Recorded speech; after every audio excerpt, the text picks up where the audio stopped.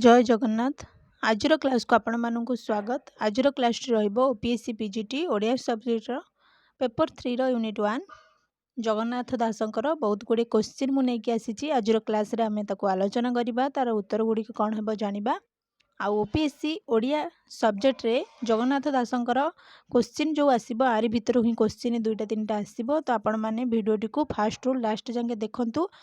तारी भितर ही क्वेश्चन आसीबो। आपण माने जदि भलसे जानिथिबे तारी भितरु जदि क्वेश्चन आसे आपण माने निहाती करि परिबे।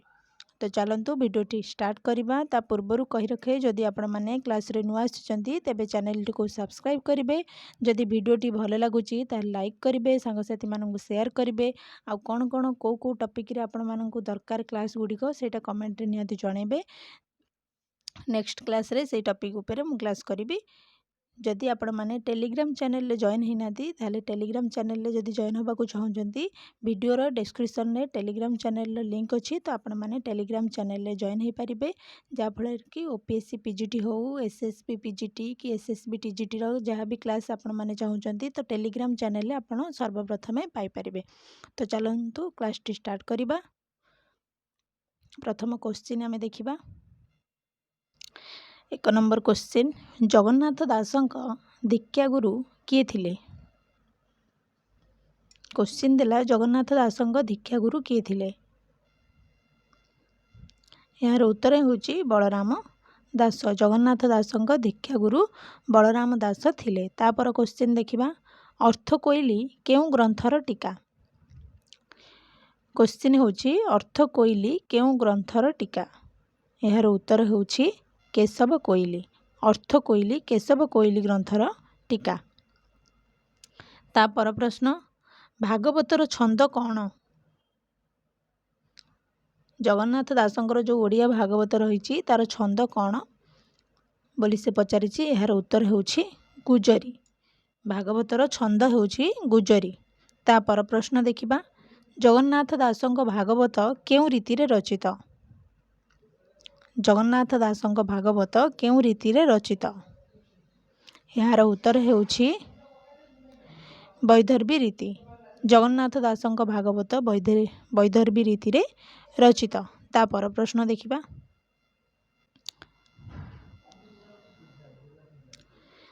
तापर प्रश्न होची अमृत विनय वचन कही तोषिब। प्रश्नटी देला अमृत विनय वचन कही तोषिब प्राणम मन। एही पदटी कहा द्वारा रचित? सॉरी एटा प्राणी मन हेबो, प्राणी मन। अमृत विनय वचन कही तोषिब प्राणी मन, एही पदटी कहा द्वारा रचित? यार उत्तर होची जगन्नाथ दास। अमृत विनय वचन कही तोषिब प्राणी मन एहाकू जगन्नाथ दासंक द्वारा रचित। तापर प्रश्न देखिबा, बोलोई दास जगन्नाथ प्राकृत बंदे भागवत। एठारे प्राकृत शब्दटी रा अर्थ कौन बोली से पचारिछि। प्रश्न देला जे बोलोई दास जगन्नाथ प्राकृत बंदे भागवत। एठारे प्राकृत शब्दटीर अर्थ कौन से पचारिछि। यार अर्थ होची ओडिया भाषा। तापर प्रश्न देखिबा, सात लहड़ी मठ केउ कविंकर साधना स्थल? सात लहड़ी मठ केउ कविंकर साधना स्थल? उत्तर होची जगन्नाथ दास। तापर प्रश्न देखिबा, सूर्य नारायण दासंक मतरे जगन्नाथ दासंक जन्म समय केते? प्रश्न होची सूर्य नारायण दासंक मतरे जगन्नाथ दासंक जन्म समय केते? उत्तर होची 1486 रु 87। तापर प्रश्न देखिबा,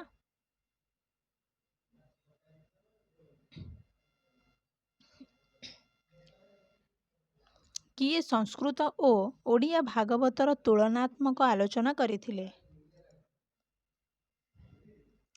किए संस्कृत ओ ओडिया भागवतर तुलनात्मक आलोचना करिथिले? यार उत्तर होची केतकी नायक। केतकी नायक संस्कृत और ओडिया भागवतर तुलनात्मक आलोचना करिथिले। तापर प्रश्न देखिबा, ଅବଧୂତ ଗୁରୁ ପ୍ରସଙ୍ଗ ଭାଗବତର କେଉଁ ସ୍କନ୍ଧରେ ବର୍ଣ୍ଣିତ?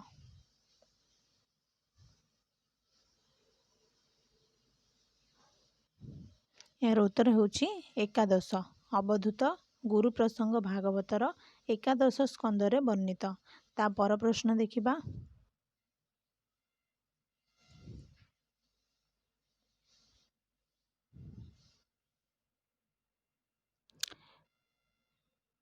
ଭାଗବତ ଦଶମ ସ୍କନ୍ଧର କେଉଁ 5ଟି ଅଧ୍ୟାୟର ନାମ ରାସ ପଞ୍ଚାଧ୍ୟାୟୀ?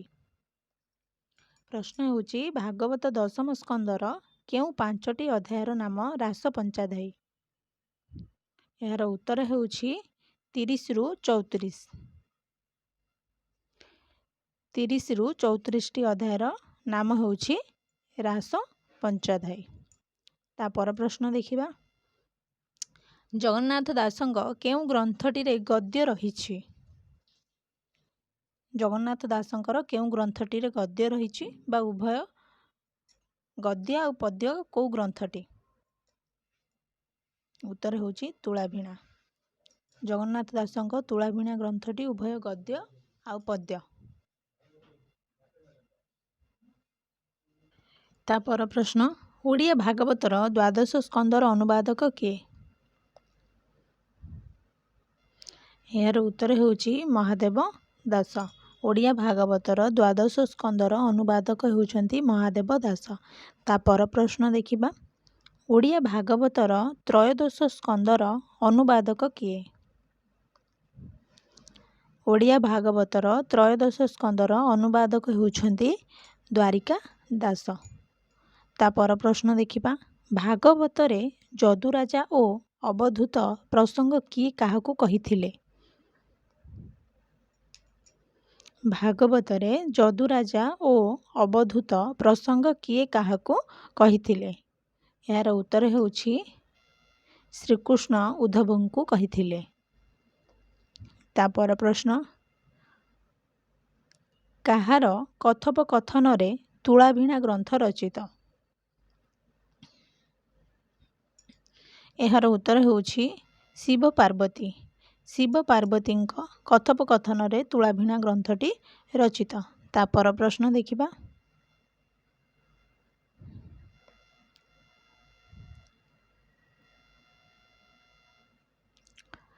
ସଂସ୍କୃତରେ ନୀଳାଦ୍ରି ଶତକମ୍ ଗ୍ରନ୍ଥଟିର ରଚନାକାର କିଏ?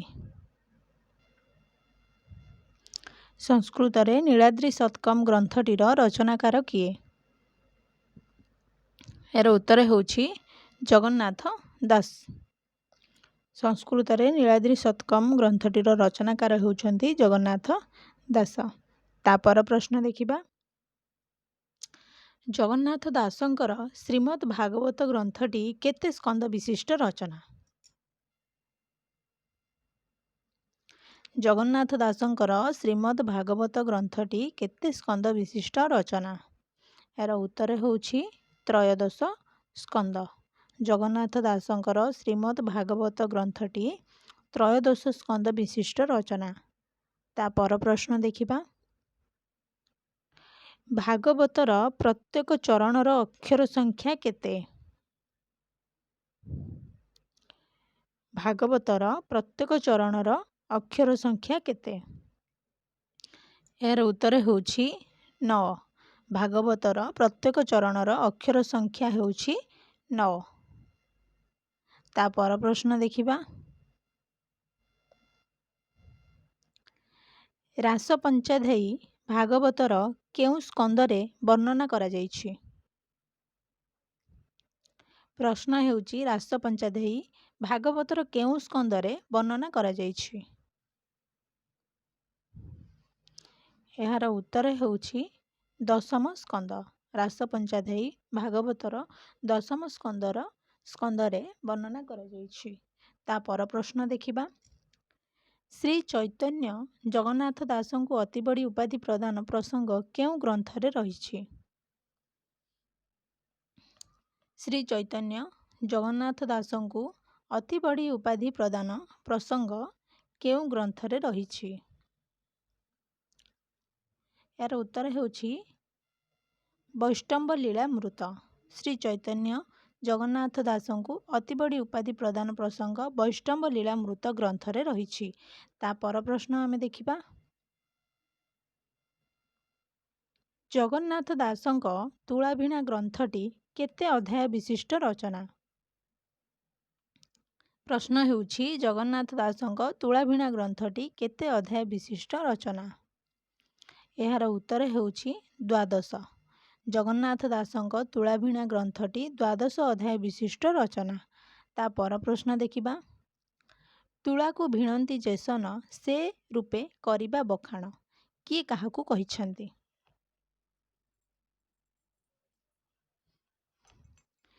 ପ୍ରଶ୍ନ ହେଉଛି ତୁଳାକୁ ଭିଣନ୍ତି ଯେସନ ସେ ରୂପେ କରିବା ବଖାଣ କିଏ କାହାକୁ କହିଛନ୍ତି? ଏହାର ଉତ୍ତର ହେଉଛି ଶିବ ପାର୍ବତୀଙ୍କୁ କହିଛନ୍ତି। ତାପର ପ୍ରଶ୍ନ ଦେଖିବା। ଆଲୋଚକମାନଙ୍କ ମତରେ ଜଗନ୍ନାଥ ଦାସ କାହାର ଟୀକା ଅନୁସରଣରେ ଭାଗବତ ଅନୁବାଦ କରିଥିଲେ? ପ୍ରଶ୍ନ ହେଉଛି ଆଲୋଚକମାନଙ୍କ ମତରେ ଜଗନ୍ନାଥ ଦାସ କାହାର ଟୀକା ଅନୁସରଣରେ ଭାଗବତ ଅନୁବାଦ କରିଥିଲେ? ଏହାର ଉତ୍ତର ହେଉଛି ଶ୍ରୀଧର ସ୍ୱାମୀ। ତା ପର ପ୍ରଶ୍ନ ଦେଖିବା। ଭୁଲା ମନ ଭୁଲୁ କାହିଁକି ଉଡ଼ୁଛି କାଳ ସଞ୍ଚାର ମନେ କାହିଁକି ଭଜନର ସ୍ରଷ୍ଟା କିଏ? ଏହାର ଉତ୍ତର ଜଗନ୍ନାଥ ଦାସ। ତା ପର ପ୍ରଶ୍ନ ମୂଳ ଭାଗବତର ଦ୍ୱାଦଶ ସ୍କନ୍ଧ ଯାଏ କେତୋଟି ଅଧ୍ୟାୟ ରହିଛି?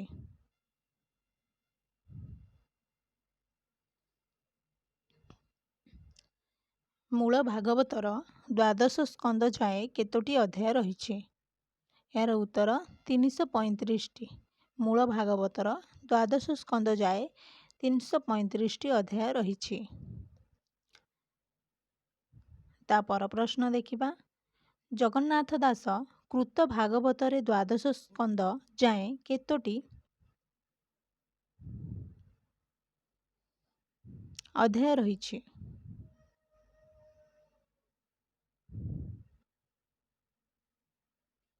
ପ୍ରଶ୍ନ ହେଉଛି ଜଗନ୍ନାଥ ଦାସ କୃତ ଭାଗବତରେ ଦ୍ୱାଦଶ ସ୍କନ୍ଧ ଯାଏ କେତୋଟି ଅଧ୍ୟାୟ ରହିଛି?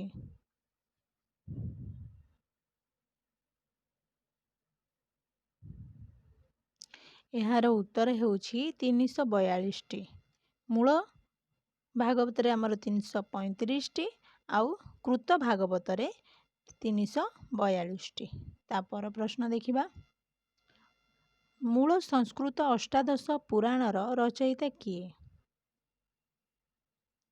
ପ୍ରଶ୍ନ ହେଉଛି ମୂଳ ସଂସ୍କୃତ ଅଷ୍ଟାଦଶ ପୁରାଣର ରଚୟିତା କିଏ? ଏହାର ଉତ୍ତର ହେଉଛନ୍ତି ବ୍ୟାସଦେବ। ମୂଳ ସଂସ୍କୃତ ଅଷ୍ଟାଦଶ ପୁରାଣର ରଚୟିତା ହେଉଛନ୍ତି ବ୍ୟାସଦେବ। ତା ପର ପ୍ରଶ୍ନ କେଉଁ ପୁରାଣ ଅଷ୍ଟାଦଶ ପୁରାଣ ମଧ୍ୟରେ ସ୍ଥାନିତ? ପ୍ରଶ୍ନ ହେଉଛି କେଉଁ ପୁରାଣ ଅଷ୍ଟାଦଶ ପୁରାଣ ମଧ୍ୟରେ ସ୍ଥାନିତ? ଏହାର ଉତ୍ତର ଭାଗବତ। ତା ପର ପ୍ରଶ୍ନ ଶ୍ରୀରାଧା ରସମଞ୍ଜରୀ କାହାର ରଚନା? ପ୍ରଶ୍ନ ହେଉଛି ଶ୍ରୀରାଧା ରସମଞ୍ଜରୀ କାହାର ରଚନା? ଏହାର ଉତ୍ତର ଜଗନ୍ନାଥ ଦାସ। ତା ପର ପ୍ରଶ୍ନ ଦେଖିବା। ମୂଳ ଭାଗବତର ଦଶମ ସ୍କନ୍ଧ ଯାଏ କେତୋଟି ଅଧ୍ୟାୟ ରହିଛି? ପ୍ରଶ୍ନ ହେଉଛି ମୂଳ ଭାଗବତର ଦଶମ ସ୍କନ୍ଧ ଯାଏ କେତୋଟି ଅଧ୍ୟାୟ ରହିଛି? ଏହାର ଉତ୍ତର 90ଟି। ମୂଳ ଭାଗବତର ଦଶମ ସ୍କନ୍ଧ ଯାଏ 90ଟି ଅଧ୍ୟାୟ ରହିଛି। ତା ପର ପ୍ରଶ୍ନ ଦେଖିବା। ଜଗନ୍ନାଥ ଦାସ କୃତ ଭାଗବତରେ ଦଶମ ସ୍କନ୍ଧ ଯାଏ କେତୋଟି ଅଧ୍ୟାୟ ରହିଛି? ପ୍ରଶ୍ନ ହେଉଛି ଜଗନ୍ନାଥ ଦାସ କୃତ ଭାଗବତରେ ଦଶମ ସ୍କନ୍ଧ ଯାଏ କେତୋଟି ଅଧ୍ୟାୟ ରହିଛି? ଏହାର ଉତ୍ତର 96ଟି। ମୂଳ ଭାଗବତରେ 90ଟି ଆଉ କୃତ ଭାଗବତରେ 96ଟି ଅଧ୍ୟାୟ ରହିଛି। ତା ପର ପ୍ରଶ୍ନ ଦେଖିବା। ଜଗନ୍ନାଥ ଦାସଙ୍କ ଭାଗବତକୁ ରକ୍ଷଣଶୀଳ ବ୍ରାହ୍ମଣ ଗୋଷ୍ଠୀମାନେ କେଉଁ ନାମରେ ଆଖ୍ୟା ଦେଇଥିଲେ? ପ୍ରଶ୍ନ ହେଉଛି ଜଗନ୍ନାଥ ଦାସଙ୍କ ଭାଗବତକୁ ରକ୍ଷଣଶୀଳ ବ୍ରାହ୍ମଣ ଗୋଷ୍ଠୀମାନେ କେଉଁ ନାମରେ आख्या देइथिले? एहार उत्तर हेउछि तेली भागवत। ता पर प्रश्न देखिबा। जगन्नाथ दासଙ୍କ दारु ब्रह्म गीता केते अध्याय विशिष्ट? प्रश्न हेउछि जगन्नाथ दासଙ୍କ दारु ब्रह्म गीता केते अध्याय विशिष्ट? एहार उत्तर 3 अध्याय विशिष्ट। ये थिला जगन्नाथ दासଙ୍କ उपरे केते गुड़िए प्रश्न। जदि भिडियोटी भल लगुच ताले भिडियोटी को लाइक करिवे, जदि चैनल नुआ आसीचंती तेबे चैनल टी को सब्सक्राइब करिवे। धन्यवाद।